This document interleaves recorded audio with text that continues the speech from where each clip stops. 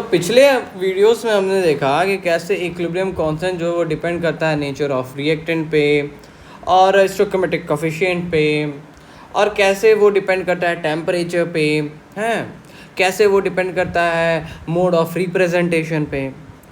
तो अभी हम देखेंगे कि इक्विलिब्रियम कैसे डिपेंड करता है नेचर ऑफ रिएक्टेंट पे। मतलब हमने बस देखा था उसमें, अभी इसमें डिटेल से देखते हैं। देखो जैसे एक मिनट, यहाँ पे देखो N2 प्लस 3H2 जो है वो बनाता है क्या, 2NH3, है कि नहीं है।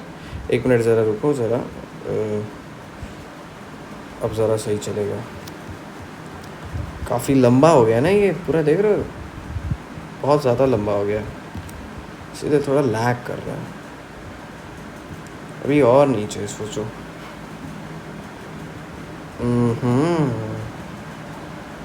उसके नीचे का तो सेव ही नहीं हुआ, काफ़ी नुकसान भरा दर्द। शिट,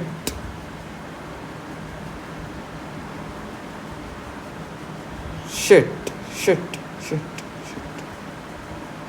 कोई नहीं कोई नहीं कोई नहीं, चलो कोई बात नहीं है, होए नहीं होए, देख लेंगे कहीं और से। चलो देखो, तो अभी हमने देखा था, तो अभी हम देखते हैं। तो जैसे कि अगर मान लें कि N2 plus 3H2 leads to 2NH3, Kc जो है इज इक्वल्स टू NH3 की पावर 2 अपॉन में N2 इंटू H2 की पावर 3 है कि नहीं। बिल्कुल Kc1 की वैल्यू मैंने ला दी। वहीं अगर मैं Kc2 लाऊं तो जैसे कि रिएक्शन है PCl3 plus Cl2 leads to PCl5, और यहाँ पे अगर मैं लिखूँगा तो PCl5 गैस है, सर गैस है, याद रखे ना, अपॉन में PCl3 इंटू Cl2 हो जाएगा। यहाँ पे ऐसा नहीं है कि Kc1 बराबर Kc2 होगा, ये ऑब्वियस सी बात है। ये जब मैं पढ़ा था तो खुद समझ गया था कि भाई देखो कुछ है नहीं है भाई। अगर एक अलग रिएक्शन है तो उसका अलग इक्विलिब्रियम कांस्टेंट भी होगा, तो बस वही कहा जा रहा था कि अलग रिएक्शंस का अलग इक्विलिब्रियम कांस्टेंट होता है। अब जरिए देखते हैं हम, बहुत इंपॉर्टेंट है, क्या देखते हैं, type of reactions, type of reactions, type of reaction. देखो अगर टाइप ऑफ रिएक्शन को पढ़े ना, तो देखो दो तरीके के रिएक्शन होते हैं। एक होता है होमोजीनियस रिएक्शन, और एक होता है अपना हेट्रोजीनियस रिएक्शन। क्या, हेट्रोजीनस रिएक्शन, जीनस रिएक्शन, ये दो तरीके के रिएक्शन होते हैं। अच्छा, होमोजीनियस रिएक्शन क्या होता है? तो देखो वो रिएक्शन जिसमें सेम फेज यानी सेम स्टेट के सभी रिएक्टेंट और प्रोडक्ट होते हैं उसे होमोजीनियस रिएक्शन कहते हैं, और जिसमें अलग होंगे हेट्रोजीनियस हो जाएंगे। तो देखो होमोजीनियस रिएक्शन की बात करूं तो इसमें होते हैं सेम फेज ऑफ, मतलब फेज मतलब स्टेट है, ठीक है, of all reactant and product, reactant और प्रोडक्ट का फेज सेम होता है, ठीक है। जैसे एग्जांपल में अगर मैं दिखूं तो ये होता है H2 gas plus Cl2 gas leads to 2HCl gas. वहीं H2 gas plus I2 gas leads to 2HClG 2ICl हो गया, ठीक। वहीं जैसे अगर एक लिक्विड का लिख दूं तो CH3 COOH C2H5 plus H2O कर दूं तो ये बनाएगा, ये सब लिक्विड है, ये भी लिक्विड, ये भी लिक्विड, तो ये बनाएगा CH3 COOH प्लस क्या बनाएगा C2H5OH। ये क्या है भाई साहब, ये तुम्हारा है इथाइल एसीटेट, इथाइल एसीटेट, ये क्या है तुम्हारा भाई साहब, वाटर, वाटर। ये क्या है तुम्हारा, ये है एसिटिक एसिड। अच्छा ये क्या है तुम्हारा, तो ये है तुम्हारा इथाइल अल्कोहल। अच्छा ठीक है, तो ये होता है रिएक्शन। ये भी एक होमोजीनियस है क्योंकि यहाँ पे भी ये सब रिएक्टेंट प्रोडक्ट का जो स्टेट है वो तुम्हारा लिक्विड लिक्विड लिक्विड लिक्विड ही है। यहाँ पे गैस गैस गैस गैस ही है। अच्छा अच्छा, वही हेट्रोजीनियस में क्या हो जाएगा, अगर अलग अलग हो गया तो हेट्रोजीनियस हो जाएगा। अब वो हो गया भाई साहब, बहुत पढ़ लिए। अब हम थोड़ा एक चीज़ देखते हैं। क्या देखते हैं, अब हम देखते हैं एक इम्पॉर्टेंट चीज़ जिसे हम कहते हैं degree of dissociation. Degree of dissociation.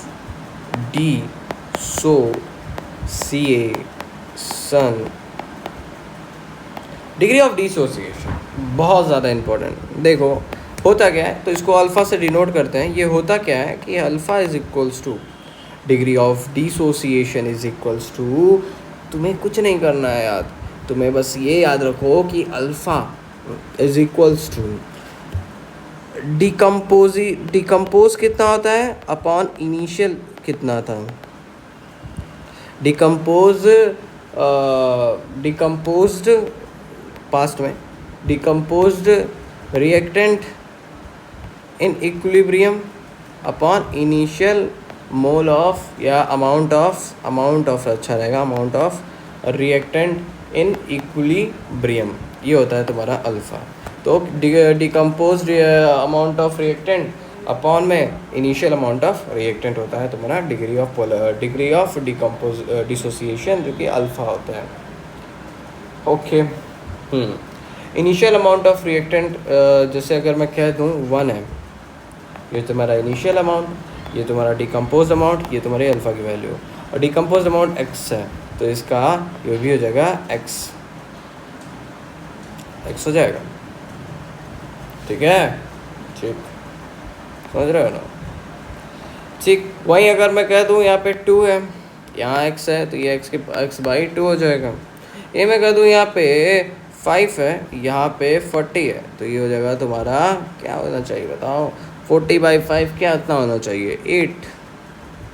और मैं इसे क्या कह सकता हूँ बताओ, 8 है तो इसको मैं 800% कहूँगा। लेकिन ये होगा ही नहीं कभी। तुम ही सोचो, क्या इनिशियल वैल्यू से ज़्यादा फाइनल जितना 5 ही ग्राम था, लेकिन 40 ग्राम का डिकम्पोज हो सकता है? नहीं भाई, ये बेवकूफ़ी है। तो बस तुम्हारा चेक करने के लिए मैं लिखा था। चलो देखते हैं यहाँ पे क्या है कि अगर मैं यहाँ पे लिख दूँ 5, अगर यहाँ पे लिख दूँ 3, तो यहाँ पे 3/5 होगा, जो कि 0.6 होगा। और तुम 0.6 को 60% भी कह सकते हो। अब समझ में आया? अगर यहाँ a यहाँ x है तो यहाँ x/a हो जाएगा इज इक्वल्स टू अल्फ़ा।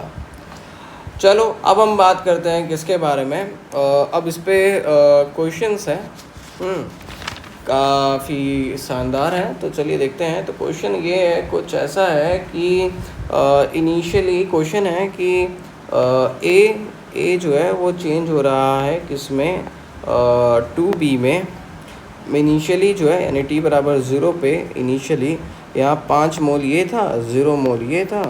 तो फाइंड करो किसको, अल्फ़ा की value. Alpha is equals to how much, alpha की वैल्यू नो अल्फ़ा की वैल्यू दे रखी है, हमें बताना है कितना प्रोडक्ट बनेगा। Find if degree of dissociation जो है, find decompose amount if alpha is equals to 60% है, यानी 0.6। ठीक, तो यहाँ पे तुम मान लो कि 0.6 is equals to x upon में 5 मोल था, यानी 3 मोल जो है वो डिकम्पोज हो गया। बस यही आंसर हो गया। नेक्स्ट क्वेश्चन देखो, कह रहा है कि अगर अल्फ़ा जो है वो 60% है, अगर अल्फ़ा जो है अच्छा टोटल मास इक्विलिब्रियम में कितना होगा ये भी पूछ रहा है। Find total mole in equilibrium, equilibrium में कितना होगा। तो ये बताओ, यहाँ पे 1 मोल जब ये डिकम्पोज हो रहा था तो ये 2 मोल बन रहा था, तो यहाँ पे जब ये 3 मोल डिकम्पोज होगा तो यहाँ 6 मोल बनेगा, और टोटल मोल मैं बोल दूँ तो 6 + 2 = 8 आएगा, है कि नहीं। बिल्कुल। चलो अब बात करते हैं किसके बारे में। तो अब एक और क्वेश्चन देखते हैं। क्वेश्चन है कि ए चेंज टू क्या, टू बी। 5 मोल इनिशियली लिया गया है, और डिकम्पोज जो है वो है तुम्हारा 2 मोल। अब कहा जा रहा है कि अल्फ़ा की वैल्यू बताओ। तो अल्फ़ा की वैल्यू बताना है तो डिकम्पोज नहीं,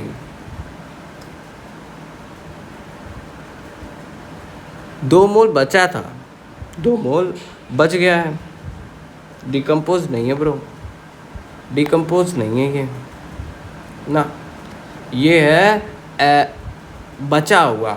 अब बचा हुआ को क्या कहते हैं भाई,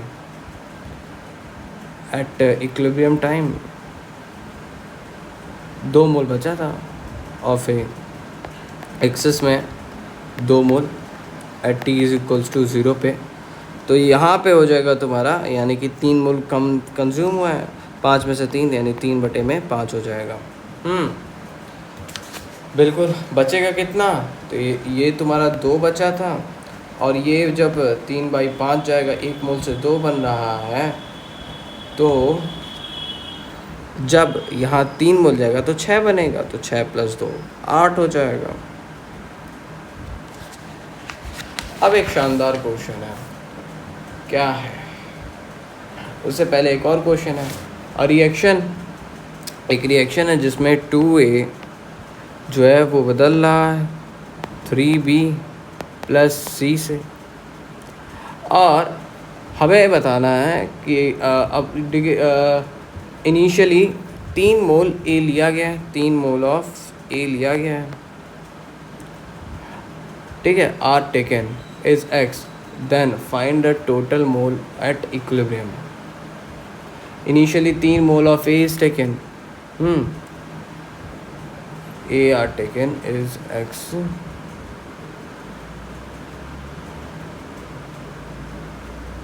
और अल्फ़ा की वैल्यू दे रखी है X।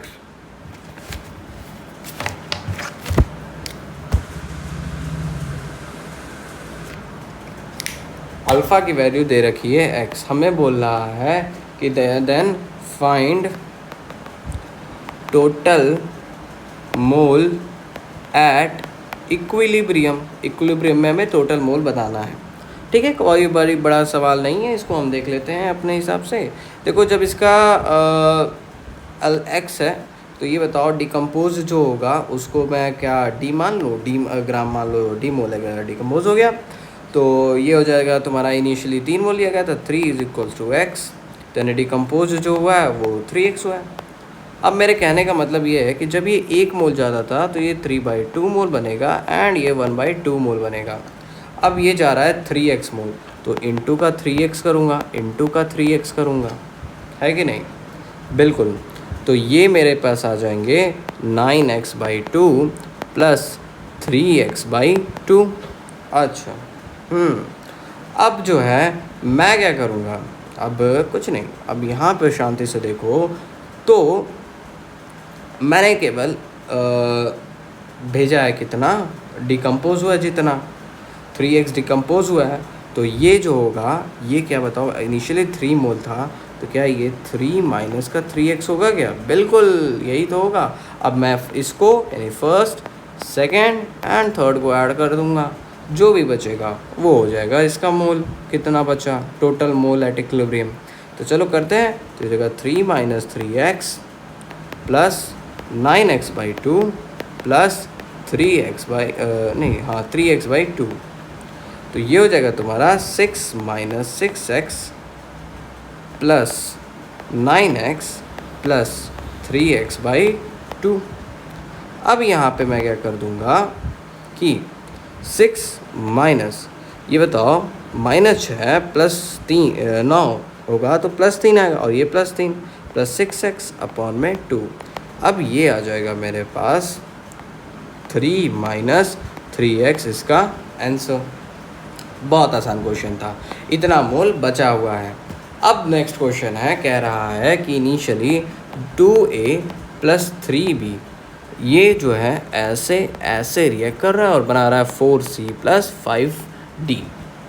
इनिशियली 3 मोल a का लिया गया है, 3 mole of a has been taken and कहा जा रहा है कि 2 मोल b का लिया गया है, 2 मोल b का दिया गया है और अल्फ़ा ऑफ a दिया गया है कितना 30%। बोला जा रहा है कि फाइंड टोटल मोल एट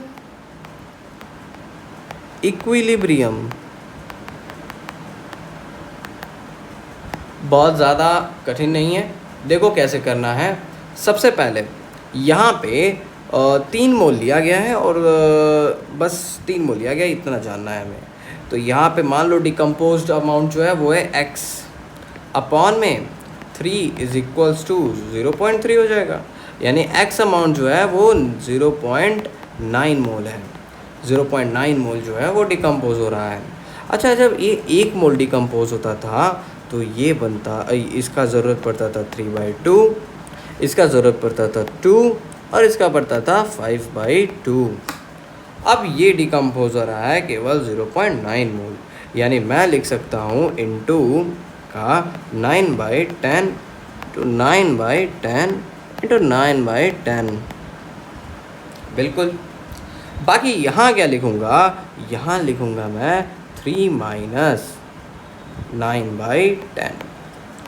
अब क्या करेंगे, अरे भाई ये देखो तुम 3/2 इंटू 9/10 तो हो गया, जो कि रिएक्ट कर रहा है। बाकी देखिए इसको 2 मोल लिया गया है, यानी कि 2 माइनस कर देंगे, बस कुछ नहीं करना है, जो करना था सो हो गया। तो यहाँ पे करेंगे हम क्या 3 minus 9/10, 3 minus 9/10 plus 2 minus 27/20, 2 minus 27/20 plus का प्लस अरे कहाँ गया, हाँ 18/10 या फिर मैं लिख देता हूँ डायरेक्ट 9/5 प्लस का यहाँ मैं लिख देता हूँ 9/4। अच्छा, यहाँ पे अगर मैं देखूँ तो ये हो जाएगा 21/10 प्लस 40 माइनस 27 कितना होता है। सर समझ बनाने को मेरे बुराई बहुत कर रहा है। तो देखो 40 माइनस 27 जो होता है वो 10 में से 7 जाए 3, 3 में से 2 जाए 1, तो ये बच रहा है मेरा 13/20 प्लस का 9/5 प्लस 9/4। अब मैं इसको ऐड करता हूँ तो मैंने टोटल एलसीएम ले लेता हूँ 20, ये हो जाएगा 42, ये हो जाएगा मेरे पास 13 प्लस का ये मेरे पास बचेगा 8 5 40 होता है, तो 9 8 72 होता है, प्लस यहाँ पे 5 4 तो 9 5 45। एक सेकेंड, फिर गलती मैंने किया, 40 कहाँ से आएगा बे। तो यहाँ पे देखो 5 4 20, तो 9 4 36 प्लस करेंगे, मैं क्या करेंगे 5 9 45 हो गया। और यहाँ पे मेरे का आ गया वैल्यू। अगर मैं इसको सॉल्व कर दूँ तो कुछ ये तो नहीं सॉल्व करेगा, इसके हिल पड़ी है, तो यहाँ तक 42 प्लस 13 कर दूँगा तो ये हो जाएगा मेरे पास 5 और ये हो जाएगा 55 प्लस में 45 कर देता हूँ, 5 5 10 1 5 6 4 10 100 हो जाएंगे, यानी 136/20। बिल्कुल।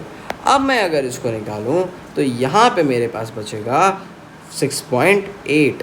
ऐसे देखो मैंने इसको काटा तो ये 13.6/2 आ गया, और अगर मैं यहाँ पे काटूँ इसको तो ये 6.8 आ गया है मोल, इतने मोल बच रहे हैं। तो यही बस आसान सा ट्रिक था और सवाल था बहुत इम्पोर्टेंट, बहुत अच्छा सवाल था, दिमाग लगाने वाला था। ठीक है, चलिए रखते हैं, अभी आगे की क्लास अब कल